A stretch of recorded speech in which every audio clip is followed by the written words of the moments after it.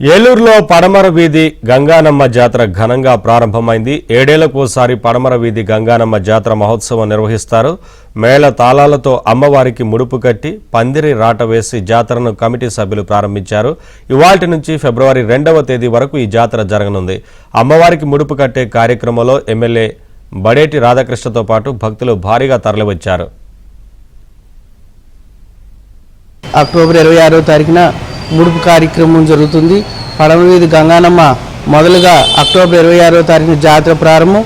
ఆ రోజు నుంచే ఇటువంటి శుభకార్యాలు కూడా అన్నీ కూడా నిలిపివేయటం జరుగుతుంది. గంగానమ్మ ఆదిమానకొండ వెంకమ్మ నవంబర్ 5వ తారీఖున భూమి మీద పాదం పెడతారు. 150 సంవత్సరాల తర్వాత మళ్ళీ అమ్మవారిని మరి ప్రత్యేకించి కూడా ఈ అమ్మవారికే పడమటి వీధి గంగానమ్మ తల్లికి పేరుంది కాబట్టి మొదటగా ఈ అమ్మవారికే ముడుపు కట్టడం జరుగుతుంది. అలాగే అన్ని ఇతరులందరూ చేసే జాతరలు ముందైపోయినా ఆఖరిలో మళ్ళీ ఈ అమ్మవారి పడమటి వీధి గంగానమ్మనే సాగనంపటం కూడా జరుగుతుంది. అలాగే ఈనుకొండ అంకమ్మ మధ్యలో వస్తారు. అలాగే జనవరి 8వ తారీఖున నలమారమ్మ తల్లి రావటం జరుగుతుంది. జనవరి 31న కొర్లబండి రావటం, నగర సంచారం చేసుకొని మేడల్లోకి ప్రవేశించడం జరుగుతుంది. ఫిబ్రవరి 1వ తారీఖున కుంభం పోయటం, 2వ తారీఖున అమ్మవారిని సాగనంపే కార్యక్రమం జరుగుతుంది.